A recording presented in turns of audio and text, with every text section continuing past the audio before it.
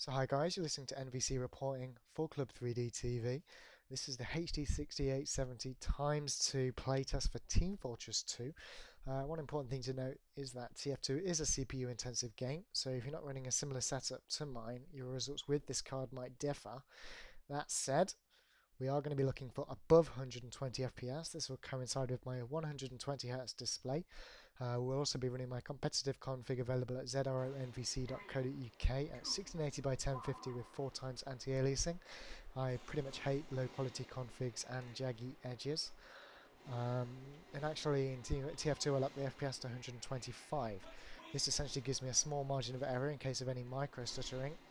Micro-stuttering is essentially where your FPS jumps plus or minus 1, and I don't want it dropping below 120, so I'm having that 5 FPS margin. And this is because if you're playing competitively and your FPS drops below 120 on a 120Hz monitor, you'll really feel the gameplay change. It's okay when you're playing casually, something like Crisis single player or any kind of single player game, but as soon as you want to start winning, you're going to want 120 FPS. And in relation to that as well, that's actually why I'm using 1680 by 1050 monitor. It's 1610 as opposed to 16:9 on the other 120Hz displays, which means that it's less GPU intensive, and the lower resolution is going to mean I have higher FPS, and this is going to matter a lot more when we get to some of the newer games coming out in the future. You'll also be wondering why I'm not unlocking the FPS. That is essentially because I like playing with a stable setup. It's not using VSync, because VSync adds massive amount of input lag whether you're using dual buffer or triple buffer. It's just being locked. You can't do it in Left 4 Dead 2, which is on the same engine, but you can do it in TF2, and I recommend everyone does it. So what we're going to be looking for is 125 FPS stable or thereabouts, and you'll find that's what we get.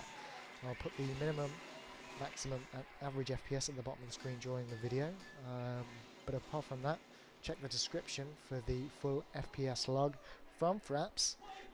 Actually, a quick shout out to Fraps. It does have an excellent benchmark program which I've been using for this, so if anyone wants to get that set up, I think it's fraps.com, but definitely worth looking at. You can either benchmark or you can record video, take screenshots, so on and so forth. So, especially in games that don't give you an FPS reading. Team Fortress 2 does, but that doesn't.